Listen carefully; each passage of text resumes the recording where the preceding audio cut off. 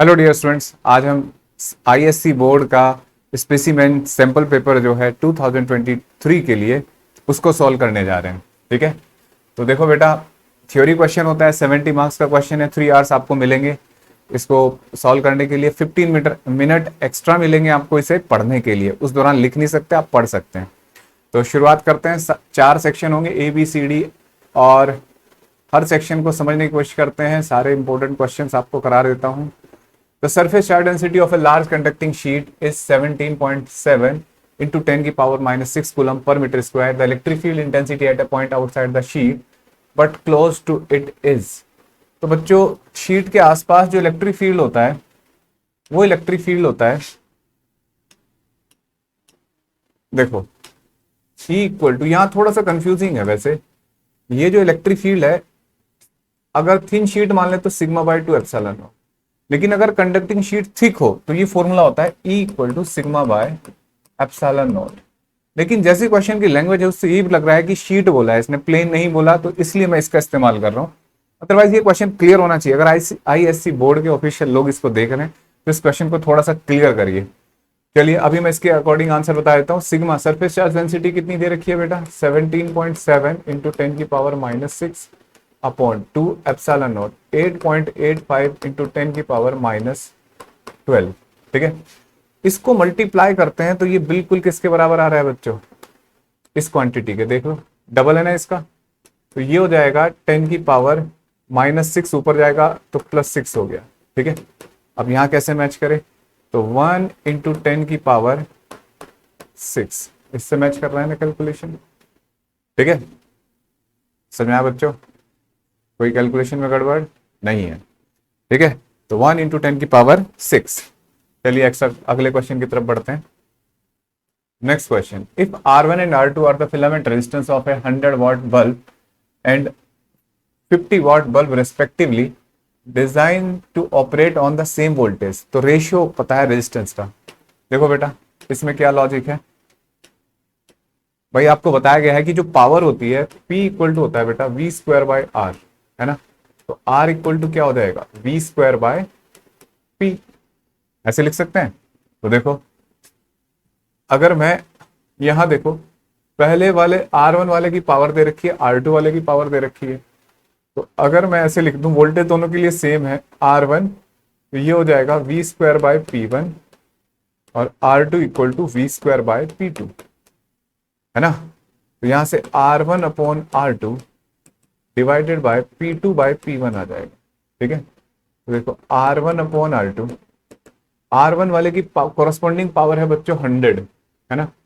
तो यहां लिखी जाएगी, और R2 वाले की कॉरस्पॉन्डिंग पावर है 50, तो यहां लिखी जाएगी 1/2 आ गया। तो 2R1 इक्वल टू R2।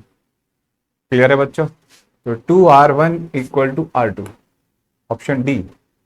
ठीक है, समझ में आ गया होगा। नेक्स्ट क्वेश्चन की तरफ बढ़ते हैं। Magnetic flux density of the magnetic field at a point on the axis along the straight solenoid is given by। straight solenoid, देखो बेटा, क्या वर्ड याद करा रखा होगा आपके टीचर ने? नहीं याद करा तो ऐसे याद रख लो, मोनी। ठीक है, और मैग्नेटिक फील्ड कितना होता है? म्यू नॉट एन आई। सीधे सीधे क्वेश्चन है ये, आगे बढ़ जाते हैं। सोलेनॉइड के अंदर magnetic field, two thin lenses have opposite power, optical power -8 and 12 are placed in contact with each other, the focal length of the combination is। देखो बेटा, पावर जब कंबाइंड लेंस होते हैं, थिन लेंस, तो power का formula होता है P equal to P1 plus P2। ठीक है, तो देखो पावर हो जाएगी -8 प्लस 12, कितनी आ गई? 4 डायोप्टर। ठीक है बेटा, और ये फोकल लेंथ जो आएगी मीटर में आएगी। ठीक, तो फोकल लेंथ 1 अपॉन पावर होती है, क्यों? P equal to 1 upon F होता है। ठीक है, फोकल लेंथ मीटर में होती है तो डायोप्टर। अब देखो यहां से 1/4 कितना हो जाएगा बेटा? ये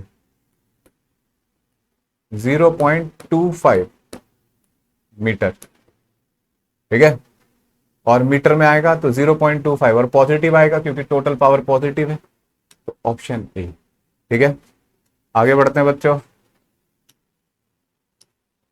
next, cylindrical wave front are produced by a point source, linear source, a source at infinity। तो देखो जो सिलिंड्रिकल सोर्स होते हैं बेटा वो कैसे बनते हैं, लीनियर सोर्स से।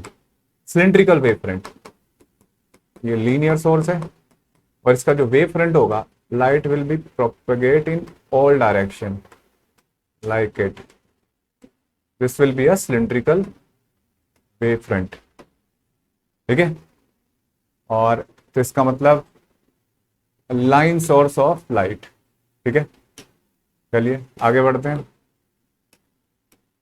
Graph of de Broglie wavelength of lambda of a moving electron versus its velocity is. देखो बेटा समझो क्वेश्चन को, जैसे ये 4 ग्राफ हैं, क्लियर दिख रहे हैं शायद आपको कैमरा में, हाँ ठीक दिख रहे हैं। अब इसमें बताना है कि डी ब्रोगली वेवलेंथ का, डी ब्रोगली कंसेप्ट बहुत इंपॉर्टेंट है, एक क्वेश्चन पक्का आना है इससे पेपर से। तो इसका जो फॉर्मूला होता है बच्चों, lambda equal to H upon P होता है मोमेंटम, और वो क्या होगा mv, है ना। जब भी कोई ग्राफ, मतलब यहां देखो lambda inversely proportional to v, जब भी y inversely proportional to x होता है तो हमेशा हाइपरबोला बनता है। तो देख लो लैम्डा और स्पीड के बीच में हाइपरबोला ग्राफ ये है ना, ये आंसर सही है, ठीक है बच्चों, ध्यान रखना है। अच्छा अगर ये कभी y प्रोपोर्शनल टू x आता है तो हमेशा स्ट्रेट लाइन बनाते हैं, y proportional to X square बनता है तो पैराबोला बनता है, ठीक है।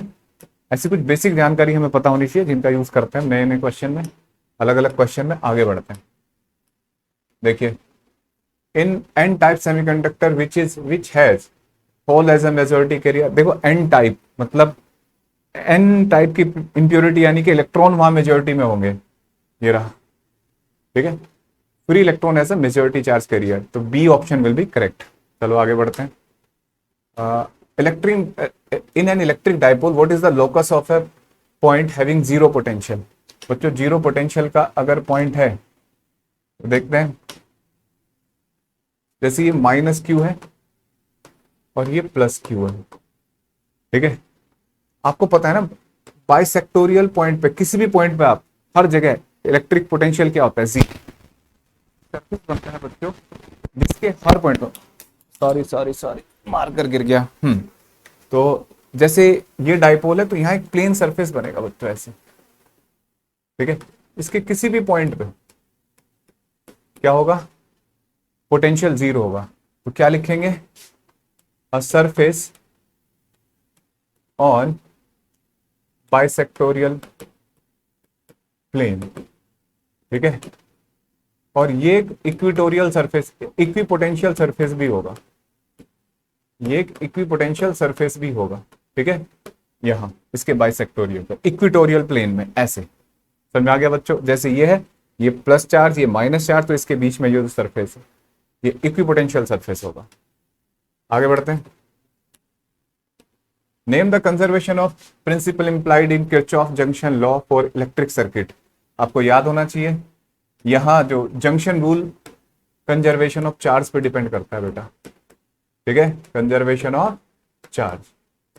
और किरचॉफ वोल्टेज रूल जो होता है वो कंजर्वेशन ऑफ एनर्जी को रिप्रेजेंट करता है, उसको भी याद रखना है, ये कंजर्वेशन ऑफ चार्ज को रिप्रेजेंट करता है। आगे बढ़ते हैं बच्चों, next, give any reason why efficiency of a transformer is always less than 1। Efficiency वैसे तो किसी भी डिवाइस की 1 से छोटी होती है, यहां क्यों ऐसा, तो वजह है इसकी क्योंकि इसमें लॉस होते हैं बच्चों, there are many loss. Copper loss, copper loss क्या होते हैं, due to resistance of winding. तो आप इसमें क्या लिखोगे, there are many loss in the transformer due to resistance of winding, ठीक है। 2-3 पॉइंट लिखने हैं, एनी वन रीजन लिखना है तो बस। और वैसे hysteresis loss, eddy current loss, ये सब आपने पढ़े होंगे, कुछ भी लिख सकते।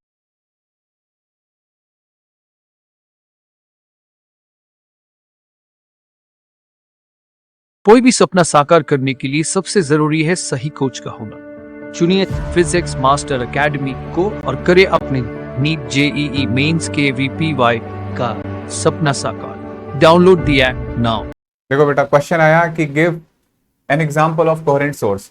तो कोहेरेंट सोर्स के क्या एग्जांपल हो सकते हैं? कोहेरेंट सोर्स होते हैं ऐसे सोर्स जिनकी फ्रीक्वेंसी वेवलेंथ सेम हो और कांस्टेंट फेज डिफरेंस हो उनके बीच में। तो ऐसे सोर्स हम ऐसे बनाते हैं, जैसे एक सोर्स है, इसके सामने में एक प्लेन बना लेते हैं, तो पिन होल स्लिट बना देते हैं ऐसे, ओपेक मटेरियल लिया और उससे बना दिया। और भी कोई एग्जांपल देखना है तो जैसे मिरर है, मिरर के सामने एक ऑब्जेक्ट रख दो, तो एक तो सीधी रह जाएगी और एक इससे टकरा के जो जाएगी, तो इसकी जो इमेज बनेगी ओ डैश, ये इमेज बनी। These are two coherent source, ठीक है। तो ये एग्जांपल कोहेरेंट सोर्स के लिख सकते हो आप। आगे बढ़ते हैं। इन यन double slit experiment what is the path difference between two light wave forming fifth bright fringe on the screen? देखिए, जब कंस्ट्रक्टिव इंटरफेरेंस होता है, तो ये कंस्ट्रक्टिव इंटरफेरेंस का केस है। कंस्ट्रक्टिव इंटरफेरेंस केस में जो होता है, पाथ डिफरेंस जो होता है एन लैम्डा होता है, और डार्क फ्रिंज के लिए कितना होता है बच्चों? 2n-1 into lambda by 2।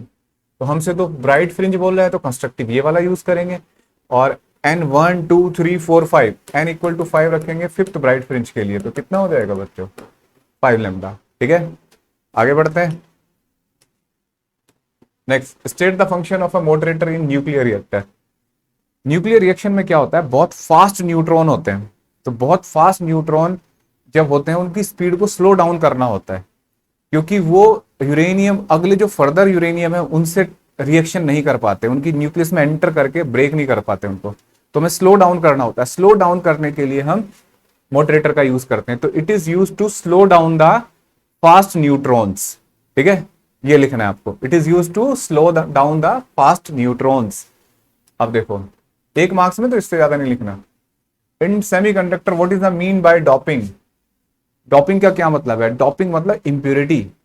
We have, doping means we have to add impurity to the semiconductor to increase the conductivity of them, ठीक है। और ये दो तरीके की होती है, पी टाइप और एन टाइप, एंड इससे दो तरीके के सेमीकंडक्टर बनते हैं। तो बस इतना लिखना है, we have to add the extra impurity to the semiconductor to increase the conductivity, that's all. एक मार्क्स में इतना ही लिखना है।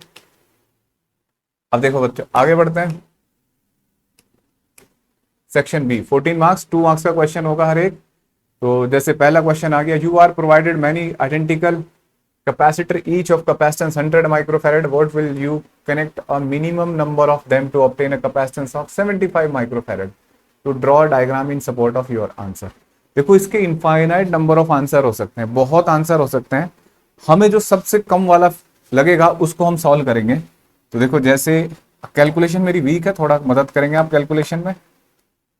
अब देखो, जैसे हमें 75 माइक्रोफैरेड का बनाना है और 100 माइक्रोफैरेड का है, तो सबसे पहले हमने सोचा कि अगर मैं 4 कैपेसिटर ले लूं, क्योंकि मैं 25 का ऐसे ऐड करके, देखो पैरेलल सीरीज में घटता है, तो ये 100 100 100 100, तो इसको 4 से डिवाइड करो बच्चों, कितना हो जाएगा? क्योंकि सीरीज में क्या हो जाता है बच्चों, सी नोट बाय एन होता है ना सीरीज में, तो ये हो जाएगा सी नोट 100 बाय 4, कितना हो गया ये? 25, है ना। अगर मैं इसके साथ 25 और लगा दूं, सॉरी, इसके साथ 50 और लगा दूं, कैसे लग सकता है? देखो, ऐसे बन सकता है ना, 25 25, सॉरी, ये 100 और ये 100, ये कितना हो गया? 50। तो इसका 50 और इसका 25, ये ऐसे नहीं बन जाएगा कुछ बच्चों? 50 और ये 25, इक्विवेलेंट कितना आएगा? 75, ठीक है, समझ में आया? तो ऐसे कर सकते हैं। और मैं ये क्वेश्चन दे रखा है कि अगर पोटेंशियल एनर्जी पता करनी है, 3 point charges 50 nano coulomb are kept at vertices of triangle each of side 3 metre, calculate the electrostatic potential energy of the system. तो ये 3 चार्ज है बच्चों, ठीक है, क्यू क्यू क्यू साइड है, तो क्यू दे रखा है 50 नैनो कूलम, नैनो कूलम का मतलब होता है 10⁻⁹ कूलम, ठीक है, और साइड कितनी दे रखी है? 3 मीटर, ये दे रखा है। हमसे पूछा जा रहा है इसकी पोटेंशियल एनर्जी। तो इलेक्ट्रोस्टैटिक पोटेंशियल एनर्जी होती है बच्चों, इसकी 3 कॉम्बिनेशन बनेंगे, नंबर ऑफ कॉम्बिनेशन 3, और एक कॉम्बिनेशन की जो पोटेंशियल एनर्जी होगी वो होगी 1/4 pi epsilon not Q into Q by A, और इसकी भी इतनी होगी, इसकी भी इतनी होगी, तो क्यों ना हम सीधे सीधे 3 मल्टीप्लाई कर दें, 3 टाइम्स हो गई है। अलग अलग होते तो लिखनी पड़ती, यहाँ तो इक्वल है। अब देखो, अब वैल्यू रख लेते हैं। 1/4 पाई एप्सिलॉन नॉट की वैल्यू 9 इंटू 10 की पावर 9, क्यू की वैल्यू 50 इंटू 10 की पावर -9, 50 इंटू 10 की पावर -9, और बेटा ए कितना होगा 3, 3 से 3 कट गया ये, है ना, समझ में आया बच्चों। और नैनो था ये, एक ये कट गया, एक, देखो कितना हो गया ये आ जाएगा 2500, 9 इंटू 2500 इंटू 10 की पावर -9, ठीक है। ये कितना हो गया 9 इंटू 25 इंटू 10 की पावर -7, और 19 जा, बेटा कैलकुलेशन बड़ी वीक है मेरी, तो मैं करने जा रहा हूँ 25 इंटू 9 इक्वल टू 225 इंटू 10 की पावर माइनस ऐसे, तो इसको हम 2.25 भी तो लिख सकते हैं बच्चों, इतने जूल आ गए, ठीक है। डेसिमल यहां रख दिया, और बेटा ये मल्टीप्लाई, इतना आंसर आ गया। क्लियर है, आगे बढ़ते हैं।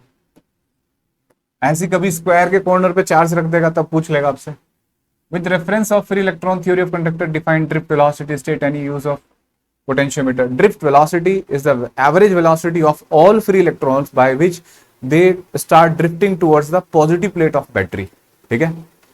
और पोटेंशियल मीटर के एनी यूज, तो बहुत सारे यूज हैं, to measure the EMF of battery, to measure the internal resistance of battery, to measure the potential difference, multipurpose use है, ठीक है। देखो, explain why a blue coloured spark on often seen switch when a circuit connecting an electric iron geyser is switched off. जब हम एक EMF को reduce करते हैं तो यहां ईएमएफ पैदा होता है, एक बड़ा करंट सर्किट में जा रहा होता है, दैट इज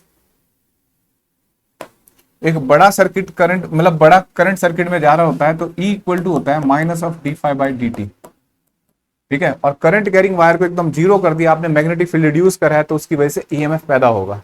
वो ईएमएफ स्पार्किंग पैदा करता है एनवायरमेंट में, इलेक्ट्रोमैग्नेटिक वेव पैदा करके। तो लिखेंगे आप, when we draw the current we reduce the magnetic field which as a result which produce the energy in the form of sparking, ठीक है। आगे बढ़ते हैं।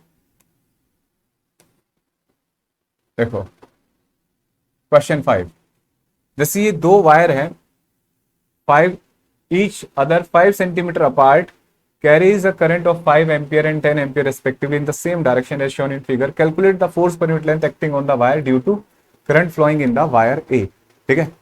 देखो बेटा, हम एक force per unit length major करना है, तो देखो भाई बड़ा सरल सा है, क्या होता है formula, F equal to mu nought I1 I2 upon 2 pi D, ठीक है। Force per unit length find करना है, तो म्यू नॉट हम क्या कर सकते हैं बच्चों, म्यू नॉट अपॉन 4 पाई,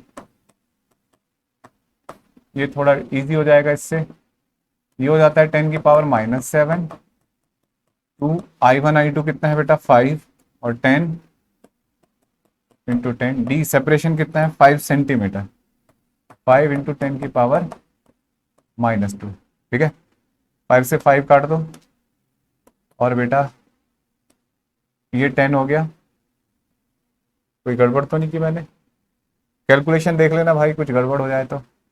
अब देखो ये एक 10 यहाँ चला जाएगा, तो 10 की पावर -6, तो 2 इंटू 10 की पावर -6, और एक ही ऊपर जाएगा 10 की पावर +2, तो ये गया 2 इंटू 10 की पावर -4 न्यूटन, ठीक है। वैल्यू एक बार फिर चेक कर लेते हैं, 2 I1 I2, ठीक है बेटा। कैलकुलेशन 2-3 बार देख लेना, ये तरीका है, ये फॉर्मूला है, ठीक है। आगे बढ़ते हैं।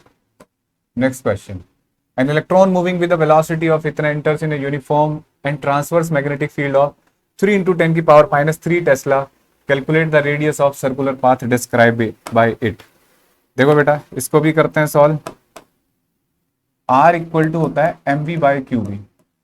जब कोई चार्ज पार्टिकल मैग्नेटिक फील्ड में दौड़ता है उसका रेडियस ऐसे कुछ होता है, है ना, ये ऐसे जा रहा है और ये रेडियस है, चार्ज क्यू मास एम। अब आज कौन है इलेक्ट्रॉन, तो मास ऑफ इलेक्ट्रॉन 9.1 इंटू 10 की पावर -31, वेलोसिटी कितना है बेटा 8 इंटू 10 की पावर 6, और चार्ज कितना है 1.6 इंटू 10 की पावर -19 कूलम, और मैग्नेटिक फील्ड कितना है बेटा 3 इंटू 10 की पावर -3। ठीक है, समझ में आया। देखो अब हम इसको अप्रोक्सीमेटली 9 ले लेते हैं तो 3 हो जाएगा ये, और बच्चों इसको मैंने 16 मान ली 80, 16 पंजे 80, ये हो गया 3 पंजे 15, 10 की पावर -13 है ना, +6, ये हो जाएगा +19 है ना, और +3, ये पावर ऊपर चली गई। तो मैं कैलकुलेटर से चेक कर लेता हूं कितनी पावर बचेंगी। ये हो जाएगा बेटा -31 +6 +19 +3, ये बचा 15 इंटू 10 की पावर -3 मीटर। ठीक है, ये आंसर आया बेटा। कैलकुलेशन फिर मैं बोल रहा हूँ, डिस्क्लेमर डाल दूंगा मैं कि भाई कैलकुलेशन की मेरी जिम्मेदारी नहीं है, खुद देख लेना। ठीक है, वैसे कर दी मैंने, आगे बढ़ो। तो पहला देखो, याद करो, ये सीबीएसई के सैंपल पेपर में भी है, इंफ्रारेड बल्ब होते हैं बेटा। ये इंफ्रारेड का हम यूज करते हैं फोग, और इसमें यूज जैसे गाड़ी में आता है ना फोग लैंप, तो इंफ्रारेड लाइट होती है वो, और which has the wavelength of 0.1 nanometre. तो ये होती है बच्चों गामा रेज। गामा रेज की बाउंड्री होती है जस्ट ये, कुछ एक्सरेज भी होती है इस वेवलेंथ की, लेकिन आपको गामा रेज लिखना है। ठीक है, अब देखो, draw a neat level ray diagram to show the formation of primary rainbow. बेटा ये सब हम आपका जो सॉल्यूशन है थ्योरेटिकल क्वेश्चन का, ये आपको मेरे ऐप में मिलेगा। ऐप है फिजिक्स मास्टर, और जेई नीट केवीपीवाई के लिए जो हमारा ऐप है, उससे आप लिंक में डिस्क्रिप्शन के अंदर मैंने लिंक दे रखा है, तो उससे आप देख सकते हो। जल्दी में इसके सोल्यूशन, ये थ्योरेटिकल सोल्यूशन अपलोड कर देंगे। अभी जो कंसेप्चुअल है, न्यूमेरिकल है, उसके सोल्यूशन देखते हैं। With reference to a semiconductor explain the term depletion layer, potential barrier potential difference. ये सब आपके टीचर ने तो आपको लिखा रखे होंगे नोट्स में, और नहीं है तो हम जल्दी प्रोवाइड कर देंगे इसको। और बेटा मेरी वर्कशीट है जो किसी भी बोर्ड के लिए, चाहे सीबीएसई है चाहे आईसीएसई बोर्ड है, किसी भी बोर्ड के लिए बहुत काम आएंगी वो वर्कशीट। उनसे बाहर पेपर नहीं आता, तो उनको आप डाउनलोड कर सकते हैं। Obtain an expression for intensity of electric field at the end of position of N axial of electric dipole. Axial point पे आपको इलेक्ट्रिक फील्ड डिराइव करना है, कर सकते हो आप, डेरिवेशन है सिंपल। देखो अब ये क्वेश्चन देखते हैं। In a meter bridge circuit resistance in the left gap is 4 ohm. ये 4 ओम है। ये रेजिस्टेंस की वैल्यू बतानी है। 40 सेंटीमीटर पे नल पॉइंट मिला हुआ है। क्या करते हैं बच्चे इस क्वेश्चन में, देखो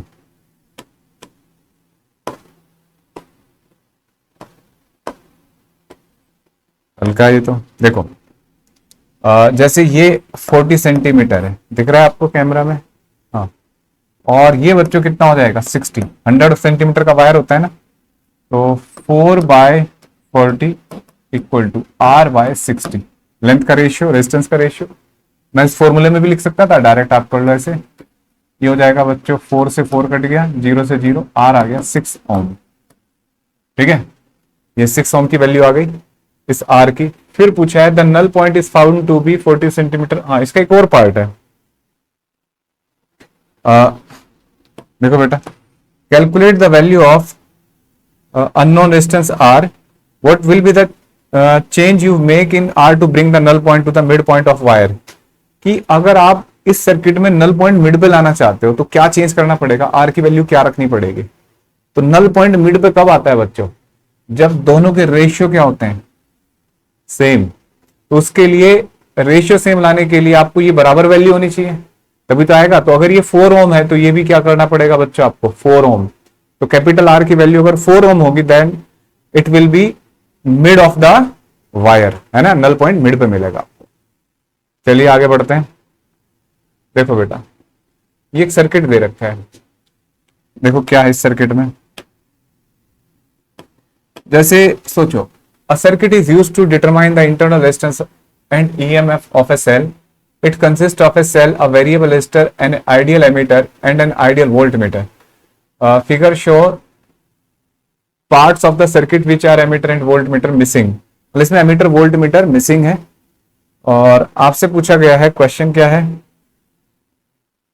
the variable resistance is to be 1.5 ohm. ये वाला resistance 1.5 ohm है. When the cell converts इतने joule of energy, इतने milli charge move completely around the circuit, the potential difference across the variable resistance is इतना. Redraw the diagram showing the position of ammeter and voltmeter, calculate the EMF. देखो बेटा, solve करता हूं पहले इसको, पहले इसका डायग्राम सही करता हूं. देखो, जैसे आप सोचो, आप ये वेरिएबल रेजिस्टेंस है, इसके क्रॉस वोल्टेज मेजर करना है तो वोल्टमीटर यहां लगाओगे ना, ठीक है, समझाई बात. और एक एमीटर लगाना है तो एमीटर इस खाली जगह में लगा दो, ये लो एमीटर लग गया, करंट पता लग जाएगा सर्किट में कितना है.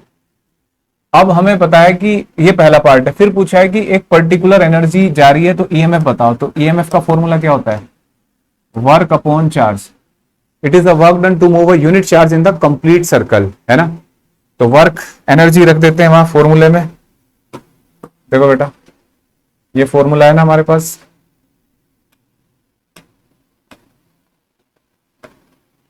देखो ईएमएफ वर्क अपॉन चार्ज. तो वर्क मतलब एनर्जी 7.25 मिली जूल, ठीक है, अपॉन चार्ज कितना होगा 5.8 मिली कूलम. मिली से मिली कट गया, 72 अपॉन 58. बच्चे इसको डिवाइड कर लो, कितना आएगा. मैं आपकी मदद कर देता हूं, कैलकुलेटर मेरे पास है. 72 बाय डिवाइडेड बाय 58 कितना आ गया, 1.241, ठीक है, इतने वोल्ट आएगा. बस ये पार्ट हो गया सॉल्व. आगे बढ़ते हैं.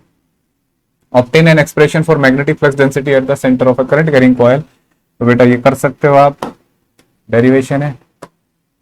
Huygens wave theory prove the Snell's law of refraction of light. ये प्योर डेरिवेशन है. और अगर मान लो आपको ये थियोरेटिकल क्वेश्चन नहीं होते तो इन टॉपिक का नाम लिखो और मेरा नाम लिख दो, उज्जवल कुमार आगे, ये आपके नेटवर्क इस पे आ जाएगा, ठीक है. अब देखो बेटा, ये लेंस मेकर फॉर्मूला और ये प्रिज्म फॉर्मूला ये आप डिराइव कर सकते हो. ये भी मैं आपको बता दूं. यहां आपको मैं एक बात बताऊंगा बच्चों, मैंने पिछले साल सफल बैच पढ़ाया था एक, ठीक है. पिछले साल सीबीएसई में टर्म 1 टर्म 2 होता था. तो सफल बैच में मैंने एनसीईआरटी की बुक 2 को कंप्लीटली पढ़ाया था, जो फ्री लेक्चर हुए हैं, अभी भी पढ़े हुए हैं इस पे यूट्यूब पे हमारे, इसमें आपको लिंक मिल जाएगा कहीं प्लेलिस्ट में. सफल बैच का सारी थ्योरी पढ़ाई थी. अगर आप चाहते हो कि इसके लाइव बैच चाहिए तो सफल बैच 2 हम लॉन्च कर रहे हैं अपने ऐप के ऊपर, ठीक है. पार्ट 2 एनसीईआरटी, इसमें एनसीईआरटी पार्ट 2 पढ़ाऊंगा मैं, ठीक. और बेटा ये बैच होगा लगभग 25 सितंबर से शुरू होने जा रहा है हमारे ऐप के ऊपर. ऐप का लिंक डिस्क्रिप्शन बॉक्स में है, आप इसे ज्वाइन कर सकते हैं. और आपको अगर मान लो अफोर्ड नहीं कर सकते, फीस नॉमिनल सी फीस है 5,999 रुपीज. अगर मान लो आपको ये अफोर्ड नहीं कर सकते तो आप इसका पूरा फोल्डर आपके इसमें यूट्यूब में पड़ा हुआ, पूरे लेक्चर देख सकते हो डिटेल में, ठीक है. अब देखो आगे बढ़ते हैं. Calculate the angular width of central maxima obtained in Fraunhofer single slit diffraction experiment when a monochromatic light of wavelength इतना falls normally on a rectangular slit of width है. तो बेटा देखो, हमें ये कैलकुलेट करना है. जैसे ये गैप है तो यहाँ पे मैक्सिमा की विड्थ पता करनी होती है, ठीक है. इसे एंगुलर विड्थ बोलते हैं थीटा, और थीटा इक्वल टू होता है बेटा लैम्डा बाय ए, ठीक है, 2 लैम्डा बाय ए. अब देखो बेटा 2 लैम्डा कितना वेवलेंथ 550, ठीक है, ऐसे लिख सकते हैं ना. और नैनोमीटर 10⁻⁻⁹. और विड्थ, ये विड्थ होती है रेक्टेंगुलर स्लिट, कितनी है बच्चों 1.1 इंटू 10⁻⁻4 इंटू 10⁻2 मीटर में कन्वर्ट करेंगे ना इसको. सॉल्व करो इसको. देखो बेटा ये 10⁻⁻6 हो गया, ये 10⁻⁻9, तो 10⁻3 रह जाएगा. 2 इंटू 550 अपॉन 1.1 इंटू 10⁻3. एक जीरो और बढ़ा लेते हैं यहाँ, ठीक है। अब देखो ये कितना हो जाएगा बेटा, 11 बनाना ये, तो 11 कैलकुलेशन फिर देख लेना, कैलकुलेशन की जिम्मेदारी नहीं लेता मैं। 5 जा है ना, ये 500 हो गया और ये हो गया 10, तो 3 जीरो हो गई ये 10 की पावर -3। ठीक है बच्चों, कितना आ गया ये, एंगल है ये रेडियन में होता है, ध्यान रखना। तो ये 1 रेडियन आ गया, ठीक है। तो इसकी कैलकुलेशन कर ले। How will it's value change if experimental is repeated with monochromatic light of greater wavelength. अगर आपने वेवलेंथ बढ़ा दी बच्चों, तो वेवलेंथ बढ़ाने से एंगुलर विड्थ बढ़ेगी, इंक्रीज करेगी, ठीक है। एंगुलर विड्थ इंक्रीज करती है अगर हम लेमडा बढ़ाते हैं। क्लियर है बच्चों, आगे बढ़ते हैं। Photo electric effect plot a level graph of stopping potential versus frequency of the incident radiation. देखो बेटा कैसे बनता है, पहले मैं आपको इसका कंसेप्ट सिखाता हूं।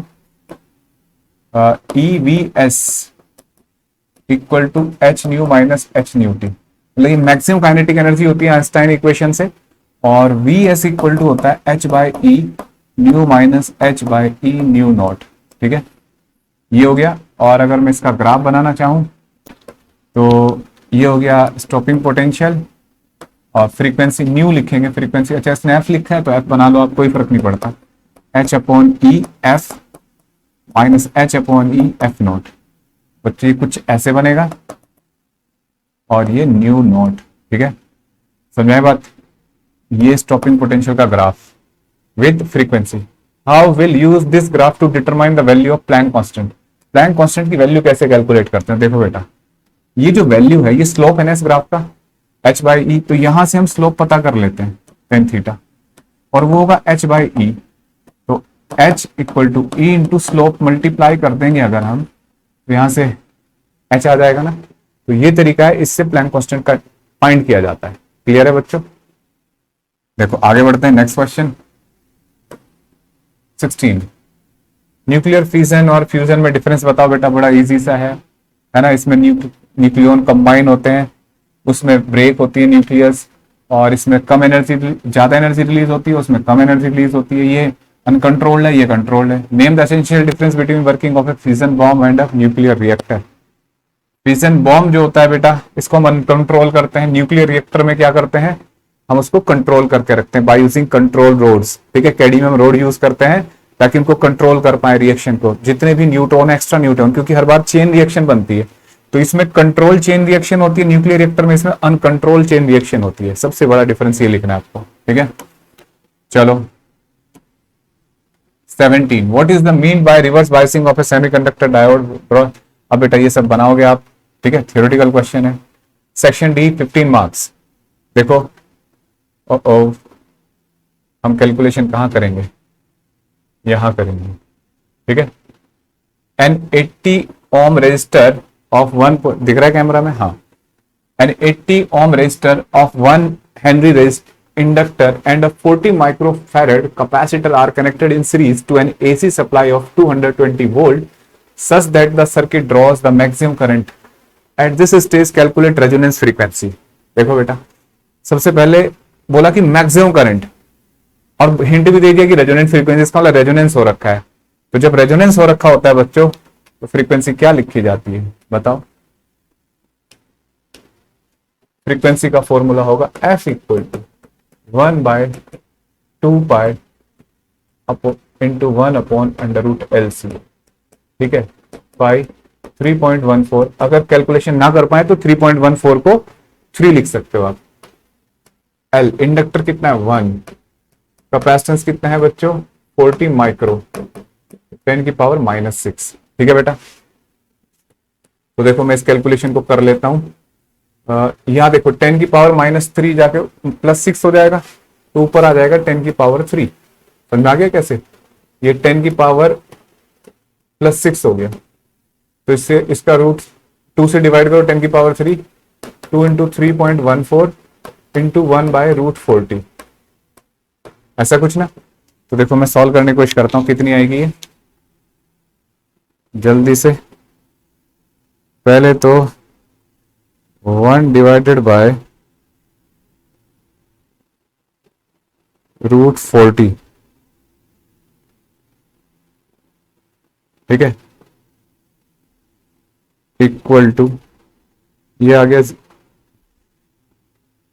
अब divided by 2 equal to divided by 3.14,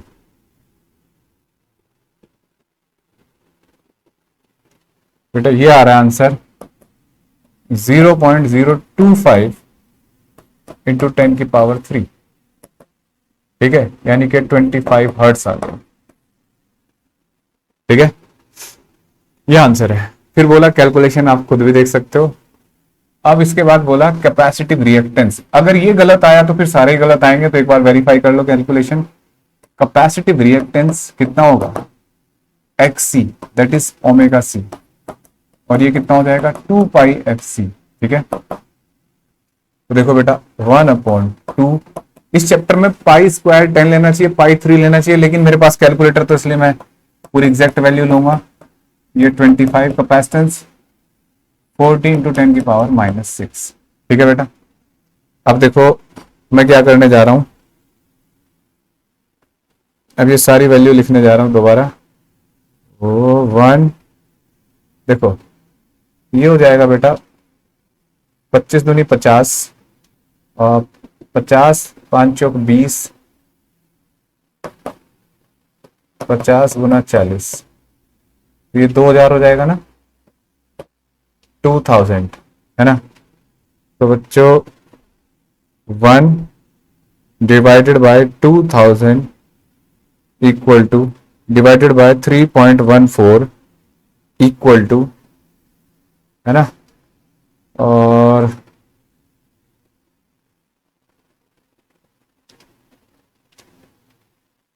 ये आ गया, इसकी वैल्यू आ गई बच्चों 0.000159, ठीक है, और ये 10 की पावर ऊपर चला जाएगा 6, तो पॉजिटिव हो गया। कितना आ गया बेटा, ये 3 0 ऐसे मल्टीप्लाई कर दो 6, तो 159 ओम आ गया, ठीक है, ये आ गया आंसर, XC आ गया बेटा। इसके बाद नेक्स्ट पॉइंट है इंपीडेंस ऑफ द सर्किट। अब मजेदार बात होती है, जब रेजोनेंस होता है बेटा, तो रेजोनेंस के टाइम इंपीडेंस जो होता है, एक मिनट, इंपीडेंस जो होता है Z इक्वल टू, जब XL इक्वल टू XC है और Z है आपका √R² plus XL minus XC का होल स्क्वायर, रेजोनेंस पे तो ये होता है, तो ये कट के क्या बचता है Z, R के बराबर। तो इंपीडेंस कितना हो गया सर्किट का, कितना दे रखा है रेजिस्टेंस 80 ओम, तो Z हो जाएगा 80 ओम, ठीक है, impedance of circuit. Current flowing through the circuit, तो देखो इस सप्लाई का RMS वैल्यू दे रखी है, और करंट बोला है तो सीधे RMS ही मानोगे आप, और RMS वैल्यू होती है बेटा IRMS equal to ERMS upon R। ERMS है 220/80, ठीक है, तो 22/8 एम्पियर, इसको फ्रैक्शन में लिख लो, ये आ गया। Phase difference between capacitive and inductive voltage, देखो बच्चों कैपेसिटिव वोल्टेज होता है, इंडक्टिव होता है EL, और ये होता है EC, इनके बीच में फेज डिफरेंस कितना होता है बेटा, यहाँ 180 डिग्री, बस एक दूसरे को कैंसिल करने वाले हैं ना अपोजिट फेज में, तो इनके बीच में फेज डिफरेंस है 180 डिग्री। उम्मीद करता हूं आपको समझ में आ गया होगा। ये आगे बढ़ते हैं, देखो ये क्वेश्चन है बच्चों,